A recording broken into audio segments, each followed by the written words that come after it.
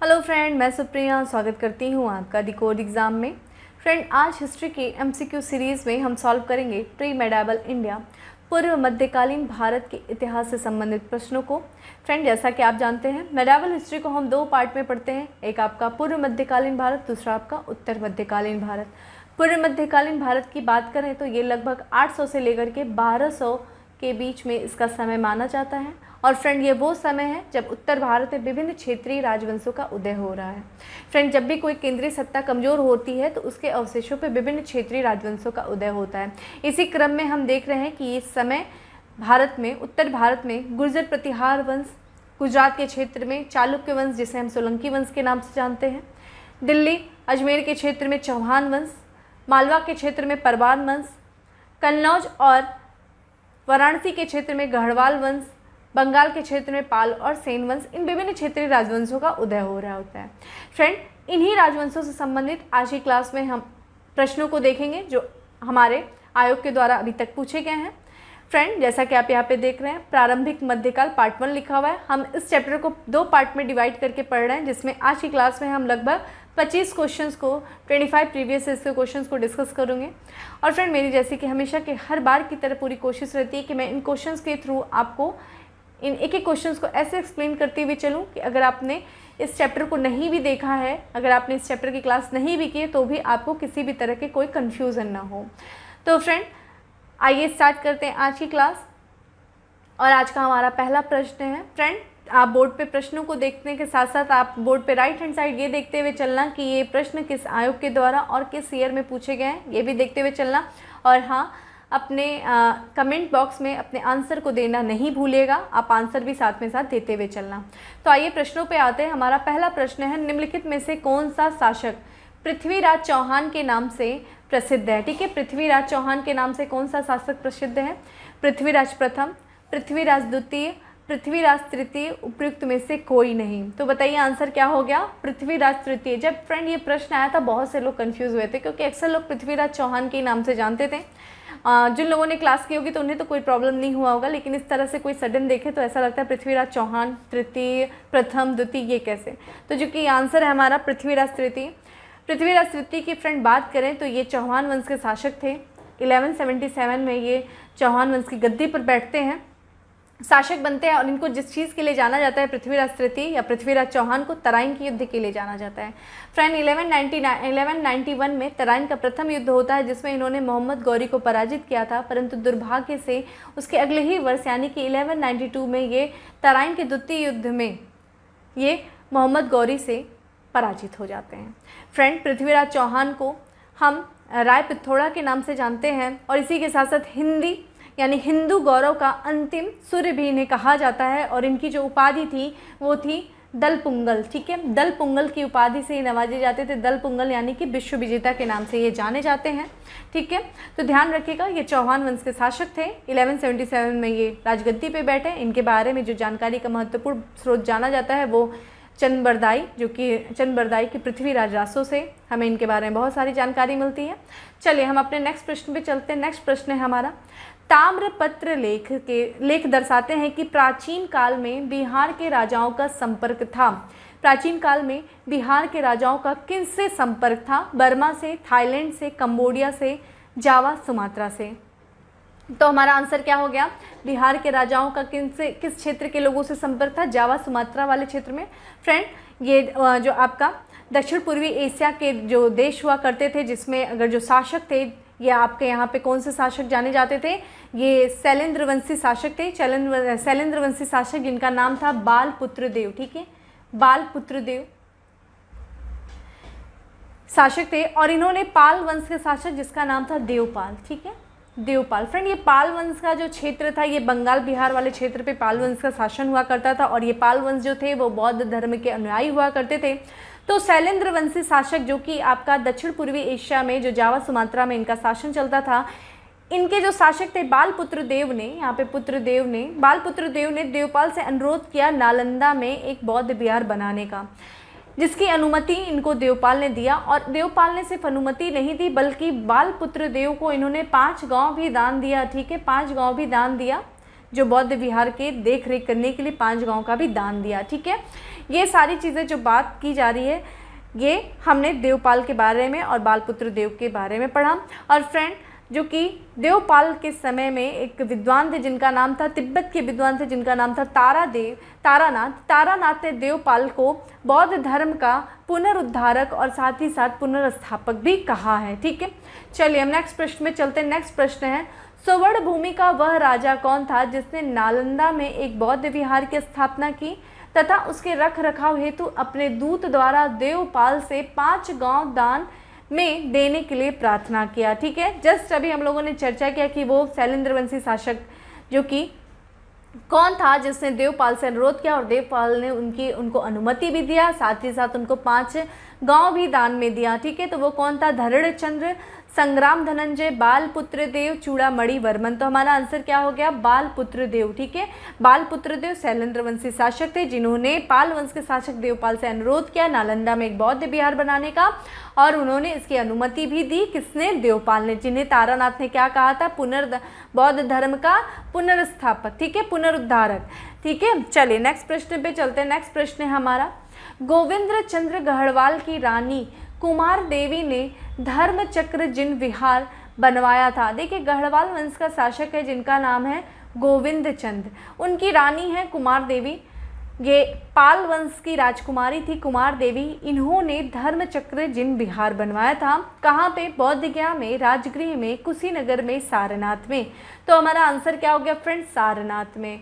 सारनाथ के बारे में आपने सुना ही होगा, वाराणसी में सारनाथ है, अशोक स्तंभ के लिए काफ़ी ज़्यादा ये प्रचलित है। और यहाँ पे जो गढ़वाल वंश के शासक कुमार चंद की रानी कुमार देवी ने धर्मचक्र जिनका निर्माण करवाया था। चूँकि अगर बात करें गढ़वाल वंश की तो फ्रेंड गढ़वाल वंश था ये जो एक व्यक्ति था जिसने इसकी स्थापना किया था, उसका नाम था चंद्रदेव। ठीक है, चंद्रदेव फ्रेंड ये वो कन्नौज और वाराणसी वाला क्षेत्र। और फ्रेंड अगर आपको याद होगा, अगर आपने त्रिकोणीय संघर्ष पढ़ा होगा जो कि पाल, राष्ट्रकूट और प्रतिहारों के बीच में हुआ था कन्नौज पर अधिकार करने के लिए, और अंतिम रूप से जो कन्नौज पर अधिकार प्रतिहारों ने किया था। इस क्षेत्र में यानी कि कन्नौज और वाराणसी वाले क्षेत्र में जब प्रतिहारों की शक्ति कमजोर हो रही होती है तो एक व्यक्ति रहता है जिसका नाम है चंद्रदेव। वो इसका फायदा उठा करके, प्रतिहारों की कमजोर होती स्थिति का फायदा उठा करके इस क्षेत्र में एक वंश की स्थापना करता है जिसका नाम है गढ़वाल वंश 1080 में। ठीक है, 1080 में गढ़वाल वंश की स्थापना करता है चंद्रदेव, और जिसका पुत्र कौन है? गोविंद चंद की रानी कौन है? कुमार देवी, जो कि एक पाल वंश की राजकुमारी है। पाल जो कि हमने देखा बंगाल क्षेत्र में था, और वो कौन था? बौद्ध धर्म से संबंधित, बौद्ध धर्म के अनुयायी थे पाल वंश की राजकुमारी। इन्होंने सारनाथ में धर्म चक्र जिन का निर्माण करवाया, और इसी के साथ साथ इन्होंने जो अशोक के द्वारा सारनाथ में धर्म रज्जिका स्तूप का निर्माण करवाया गया था उसका इन्होंने 6ठा परिवर्धन भी करवाया। और साथ ही कुमार देवी का एक अभिलेख है जिसका नाम है सारनाथ अभिलेख। कुमार देवी की सारनाथ अभिलेख में गोविंद चंद को विष्णु का अवतार बताया गया है, तो ये भी आप साथ में ध्यान रखिएगा। ठीक है, किस अभिलेख में गोविंद चंद गढ़वाल शासक गोविंद चंद को विष्णु का अवतार बताया गया है? वो बताया गया है रानी कुमार देवी के सारनाथ अभिलेख में। चलिए नेक्स्ट प्रश्न पे चलते हैं। नेक्स्ट प्रश्न है, हमीर महाकाव्य में चौहानों को बताया गया है। हमीर महाकाव्य जिसके रचनाकार कौन है? नयचंद्र। ठीक है, नयचंद्र के द्वारा हमीर महाकाव्य की रचना की गई जिसमें चौहानों के इतिहास के यानी कि चौहान वंश के इतिहास की हमें जानकारी मिलती है। और इसी महाकाव्य में चौहानों को क्या बताया गया है? चंद्रवंशी, ब्राह्मण, यदुवंशी या फिर सूर्यवंशी। तो हमारा आंसर क्या हो गया? सूर्यवंशी। ठीक है, हमीर महाकाव्य में चौहानों को सूर्यवंशी बताया गया है। अगर आप लोगों ने अग्निकुंड का सिद्धांत पढ़ा होगा फ्रेंड, जो कि अग्निकुंड के सिद्धांत से 4 जो है राजपूत जातियों का उदय होता है, जिसमें हम क्या बातें करते हैं कि एक आपका प्रतिहार वंश हो गया, चालुक्य वंश हो गया जिसे हम सोलंकी वंश के नाम से जानते हैं, गुजरात वाले क्षेत्र में परमार वंश, मालवा के परमार वंश, और एक आपके चौहान वंश। ठीक है, इसके बारे में हमें जानकारी हमीर महाकाव्य से मिलती है। और अग्निकुंड के सिद्धांत की जानकारी हमें पृथ्वीराज रासो में भी मिलती है जो कि चंद बरदाई में लिखा गया था। ठीक है, ये चीज़ बताई गई है। और इसी के साथ साथ पृथ्वीराज विजय में भी हमें अग्निकुंड के सिद्धांत के साथ साथ ये बताया गया है कि जो चौहान थे वो सूर्य के पुत्र चौहान के वंशज थे। ठीक है, ये बताया गया। किसमें? हमीर महाकाव्य में क्या बताया गया है? सूर्यवंशी बताया गया। सूर्यवंशी किस तरह से? यानी कि जो सूर्य के पुत्र चाहवान के वंशज चाहवान थे, ठीक है। और अग्निकुंड का सिद्धांत फ्रेंड ध्यान रखिएगा, जो माना ऐसा जाता है, कहानियां हैं कि गुरु वशिष्ठ ने यानी कि ऋषि वशिष्ठ ने माउंट आबू पर्वत पे एक यज्ञ किया था, उसी यज्ञ से इन 4 योद्धाओं का उत्पत्ति होती है, ठीक है। चलिए नेक्स्ट प्रश्न पे चलते हैं। अल्लाह उदल संबंधित है फ्रेंड, बहुत ही इंपॉर्टेंट ये नेम है। अल्लाह उदल एक सेना नायक रहते हैं और आज अपनी वीरता के कारण इन्होंने अपने इतिहास में नाम दर्ज कर दिया, क्योंकि बहुत से सेना नायक हुए। परंतु आज देखिए हम प्रश्न किसके बारे में पढ़ रहे हैं? अल्लाह और उदल के बारे में। तो इन्होंने ये किससे संबंधित हैं? चंदेरी से, विदिशा से, महोबा से, पन्ना से। तो हमारा आंसर क्या हो गया? अल्लाह और उदल जो है वो महोबा से संबंधित हैं। और ये किसके सेना नायक थे फ्रेंड? अल्लाह और उदल जो थे वो चंदेल शासक परमर्दी देव के ये सेना नायक थे फ्रेंड। इसी के समय में, ये चंदेल शासक परमर्दी देव के समय में ही जो चाहवान शासक पृथ्वीराज चौहान ने इनके क्षेत्र पर आक्रमण किया और इन दोनों के बीच में युद्ध होता है, जिसमें परमर्दी देव जो है वो पराजित होते हैं और इनके जो सेना नायक अल्लाह और उदल ने बहुत वीरता के साथ पृथ्वीराज चौहान का इन्होंने सामना किया और अंत में वीरगति को प्राप्त होते हैं, ठीक है।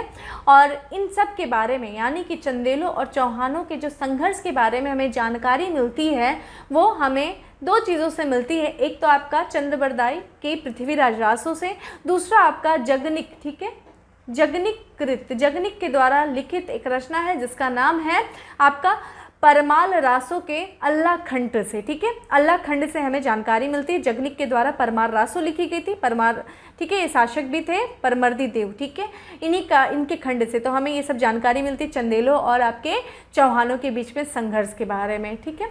चलिए नेक्स्ट पे चलते हैं हम। पृथ्वीराज रासो के लेखक हैं।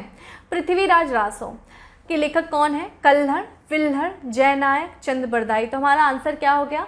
चंद्रबरदाई, ठीक है। चंद्रबरदाई जो कि पृथ्वीराज तृतीय यानी कि चौहान के ये राज्य कवि थे और इन्होंने रचना किया पृथ्वीराज रासो। पृथ्वीराज रासो हिंदी साहित्य के प्रथम महाकाव्य मानी जाती है, ये ध्यान रखिएगा। प्रथम महाकाव्य हिंदी साहित्य की मानी जाती है। कौन? पृथ्वीराज रासो। और इस लेख से, इस रचना से हमें पृथ्वीराज तृतीय यानी कि चौहान से, हमें पृथ्वीराज चौहान से संबंधित विभिन्न जानकारियाँ मिलती है, जैसे कि इनके बारे में एक तो हमने अग्निकुंड के सिद्धांत के बारे में पढ़ा, दूसरा पृथ्वीराज चौहान के जो गढ़वाल वंश के शासक जयचंद्र से संघर्ष था। जयचंद्र जिनकी एक कहानी प्रचलित है, उनकी पुत्री थी संयोगिता और ऐसा माना जाता था कि पृथ्वीराज चौहान ने उनकी पुत्री संयोगिता का अपहरण करके विवाह कर लिया था, जिसके वजह से चौहानों का गढ़वालों से संघर्ष हो रहा था।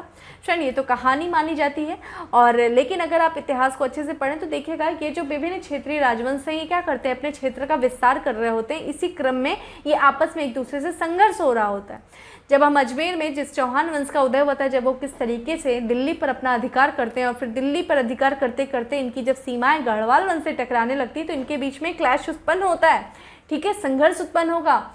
तो इसी वजह से जो चंदेल वंश, जो आपका गढ़वाल वंश के शासक जयचंद्र और आपका चौहान वंश के शासक पृथ्वीराज चौहान से आपस में बीच में संघर्ष होता है। और कहीं ना कहीं ये भी माना जाता है कि इतिहास में ये भी लिखा गया कहीं ना कहीं कि जयचंद्र के ही द्वारा मोहम्मद गौरी को भारत में आमंत्रित किया जाता है आक्रमण करने के लिए पृथ्वीराज चौहान पे, ठीक है।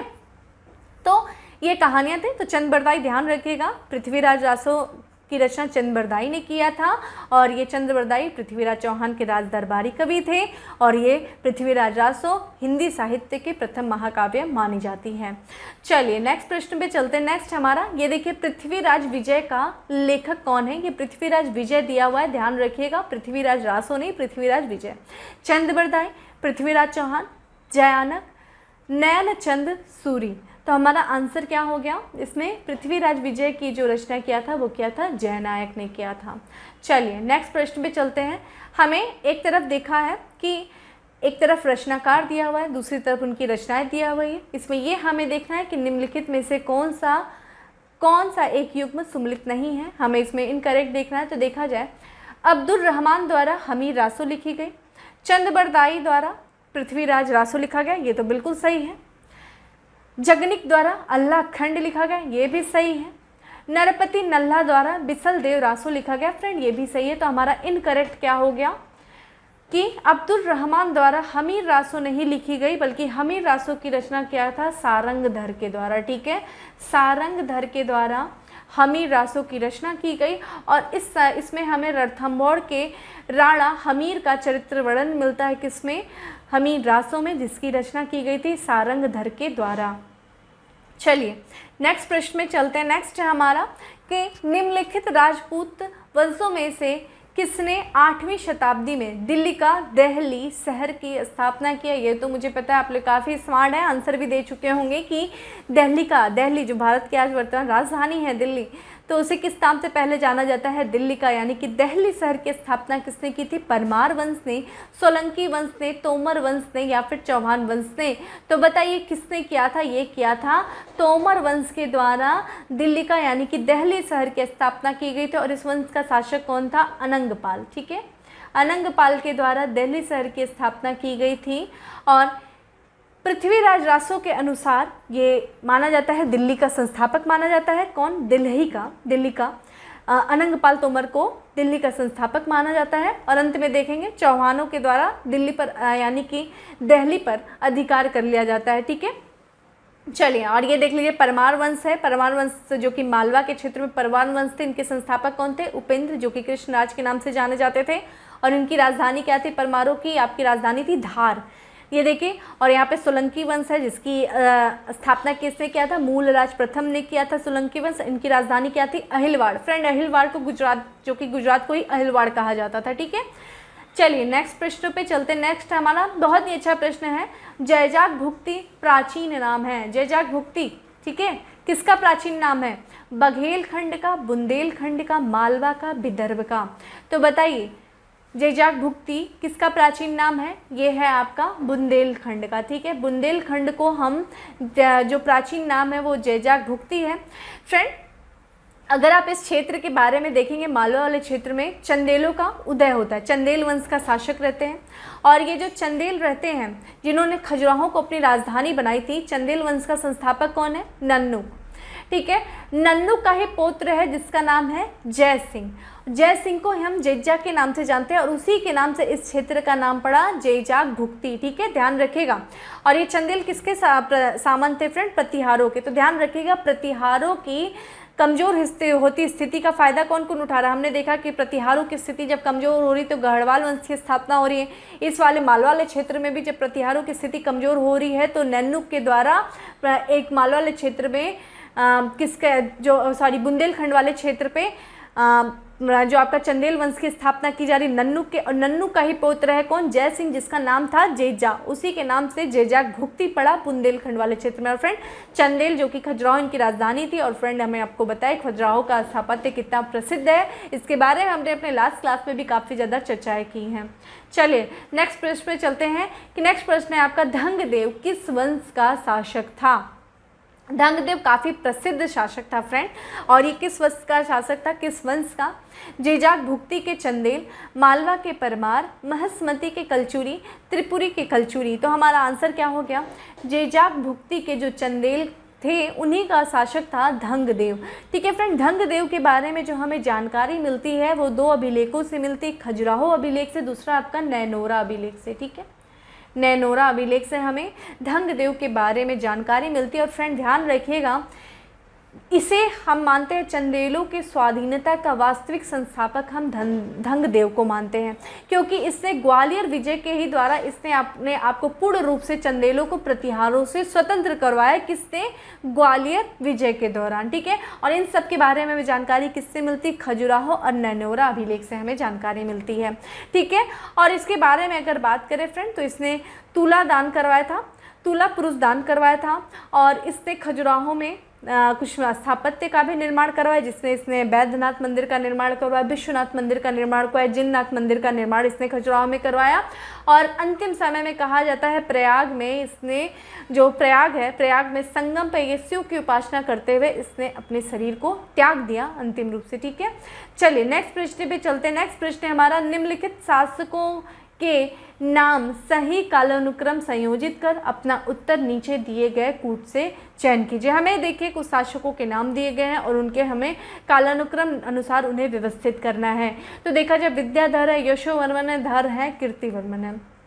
ठीक है, तो बताइए हमारा आंसर क्या हो गया। चूँकि ये देख रहे हैं कि जो शासक है चंदेल वंश के शासक हैं, तो देखा जाए इनका अगर समय काल पे देखते हैं, फिलहाल हम डायरेक्ट आंसर पे चलते हैं। हमारा जो आंसर है डायरेक्ट ए है, यानी कि सबसे पहला जो शासक रहता है यशोवर्मन रहता है। इसका समय देख लीजिए 925 से लेकर के 950 माना जाता है। फ्रेंड देखिए टाइम पीरियड में ना कुछ वेरी भी कर जाता है, चूँकि बहुत ज़्यादा इनके समय नहीं प्रश्नों पर आते हैं, क्योंकि कुछ पुस्तकों में इनके समय थोड़ा अलग अलग भी हो जाते हैं, तो उसको लेकर के बहुत ज़्यादा आपको डिबेट करने की ज़रूरत नहीं है। तो ये यशोवर्मन जो है इनका लगभग समय 1925 से 1950 माना जाता है। इनके बाद जो आते धंग आते हैं, जिनके बारे में जस्ट अभी हम लोगों ने बात किया, जिनको माना जाता है चंदेलों के स्वाधीनता का जो जन्मदाता माना जाता है धंग, जिनका समय देख लीजिए क्या है 950 से लेकर के 1002 माना जाता है। काफ़ी लंबे समय तक इन्होंने शासन किया था। उसके बाद फ्रेंड विद्याधर बहुत इंपॉर्टेंट है, विद्याधर। ठीक है, विद्याधर के द्वारा इनका जो समय देख लीजिए, इनका जो समय माना जाता है वो कहीं कहीं पे 1017 लिखा है, कहीं कहीं पे 1019 भी लिखा है फ्रेंड, सॉरी। ठीक है, 1019 भी लिखा है, ये भी माना जाता है, और 1019 से लेकर के 1029, ठीक है, ये माना जाता है। और उसके बाद कीर्ति का जो समय हो जाता है वो 1060 से लेकर के लगभग 1100 माना जाता है। तो हमारा आंसर क्या हो गया, यशोवर्मन पहले आते हैं, फिर धंग आते हैं, फिर विद्याधर आते हैं, फिर आपका कीर्तिवर्मन आते हैं।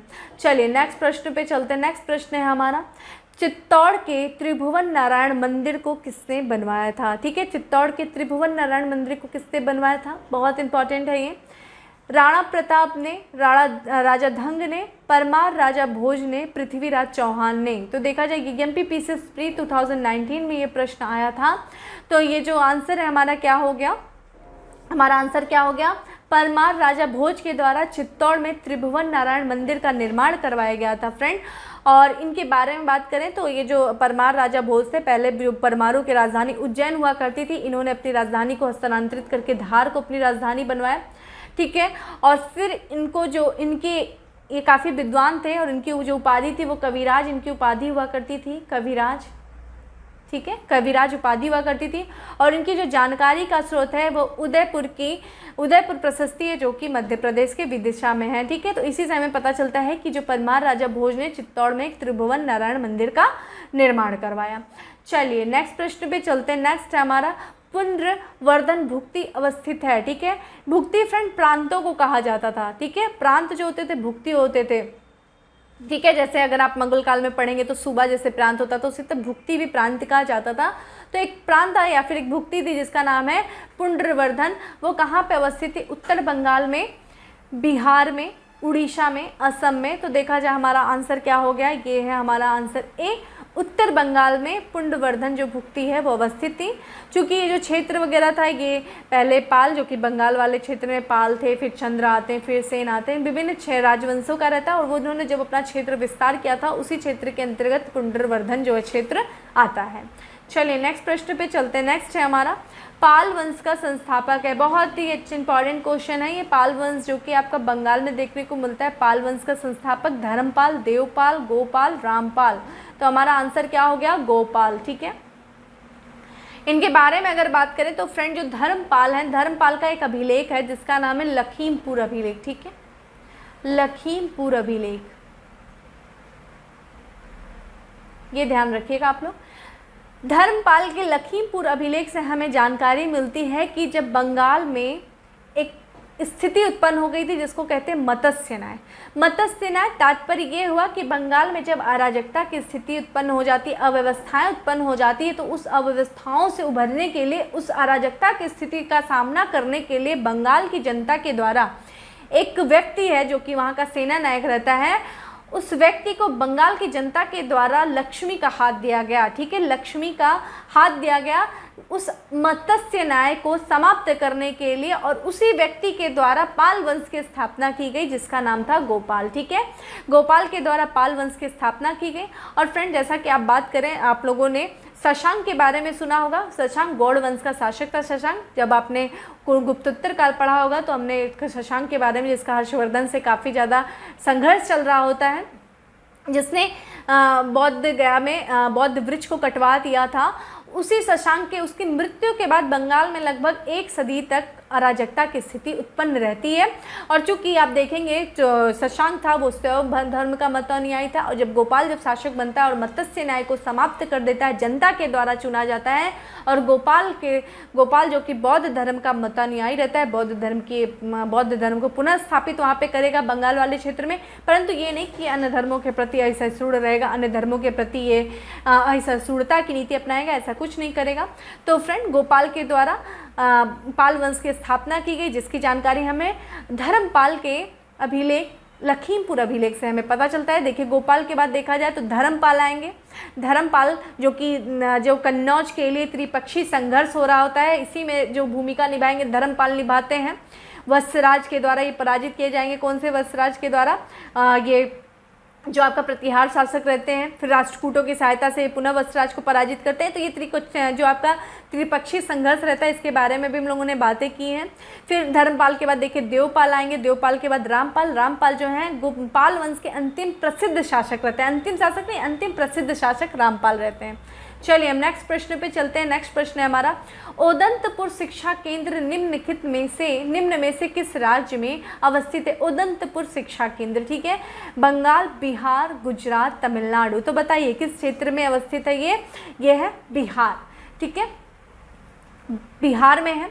उदंतपुर को हम अन्य नाम से जानते हैं, एक उदनापुर के भी नाम से जानते हैं। अगर ये भी आ जाए तो कंफ्यूज मत होना कि उदनापुर शिक्षा बिहार जो केंद्र है वो उदंतपुर ही है, और ये बिहार में अवस्थित है उदंतपुर। और इसका जो निर्माण करवाया गया था वो गोपाल ने करवाया था। पाल वंश के शासक गोपाल के द्वारा इसका निर्माण करवाया गया था।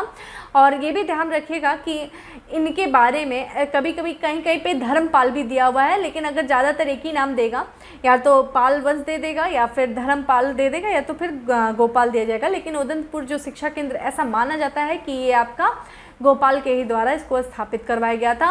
और बताया ऐसा भी जाता है कि इनके द्वारा कई मतलब शिक्षा केंद्रों का निर्माण करवाया जाता है गोपाल के द्वारा। चलिए नेक्स्ट प्रश्न है हमारा कि निम्नलिखित में से किसने सोमपुर महाविहार का निर्माण करवाया था? सोमपुर महाविहार जो है इस समय वर्तमान में बांग्लादेश में है, बांग्लादेश के पहाड़पुर में है। और इसका निर्माण देखिए किसने करवाया था? कुमारगुप्त प्रथम ने, हर्ष ने, धर्मपाल ने, विजय सेन ने। तो हमारा आंसर क्या हो गया? धर्मपाल। पाल वंश के शासक धर्मपाल के द्वारा सोमपुर महाविहार की स्थापना की गई थी। इतिहासकार या फिर विद्वान तारानाथ के द्वारा बताया जाता है कि इनके द्वारा लगभग 50 धार्मिक विद्यालयों की स्थापना इनके द्वारा की जाती है, धर्मपाल के द्वारा, जिसमें से एक आपका विक्रमशिला विश्वविद्यालय भी महत्वपूर्ण है। विक्रमशिला विश्वविद्यालय की भी स्थापना धर्मपाल के द्वारा करवाया गया था। और कुमारगुप्त के द्वारा क्या करवाया गया था? नालंदा की स्थापना की गई थी, ठीक है। चलिए, तो सोमपुर महाविहार जो कि कहाँ पे है? धर्मपाल के। चलिए नेक्स्ट प्रश्न पे चलते हैं। नेक्स्ट है हमारा, काफ़ी इंपॉर्टेंट प्रश्न है, क्योंकि देखा जाए तो छत्तीसगढ़ पीसीएस, बिहार पीसीएस में आया था, फिर यूपी पीसीएस में भी आया था, यूपी पीसीएस स्पेशल मेंस में भी ये प्रश्न आए थे।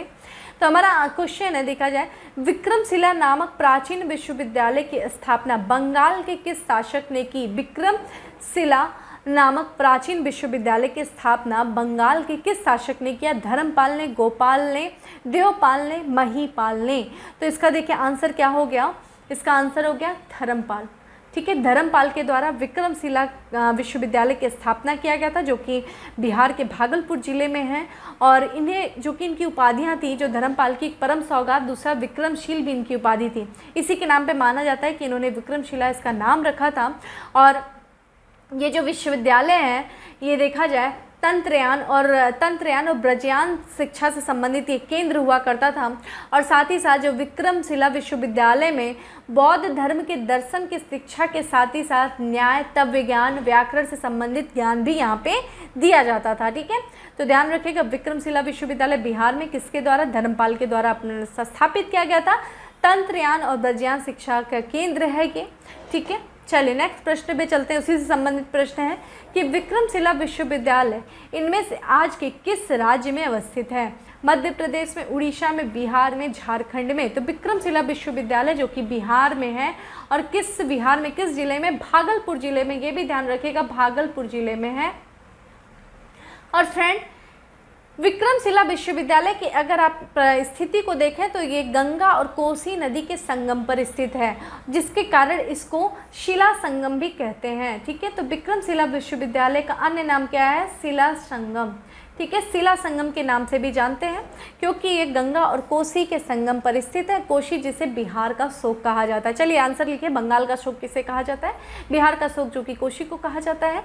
चलिए नेक्स्ट प्रश्न पे चलते हैं। नेक्स्ट है हमारा, निम्नलिखित स्थानों में से कौन सा स्थान पूर्व मध्यकाल में शिक्षा का केंद्र नहीं था? पूर्व मध्यकाल, ध्यान रखिएगा, ये वही समय जिसके बारे में भी हम चर्चा कर रहे हैं, लगभग 800 से 1200 का।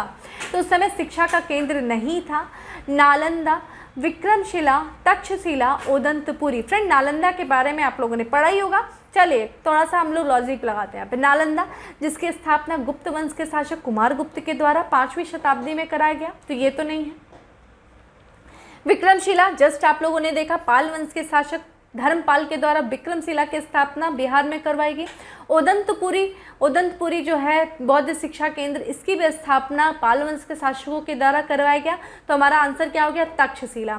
फ्रेंड तक्षशिला जो है ये पूर्व मध्यकाल में शिक्षा का केंद्र नहीं था। इसके बारे में अगर आप बात करें तो तक्षशिला कहाँ पे है फ्रेंड?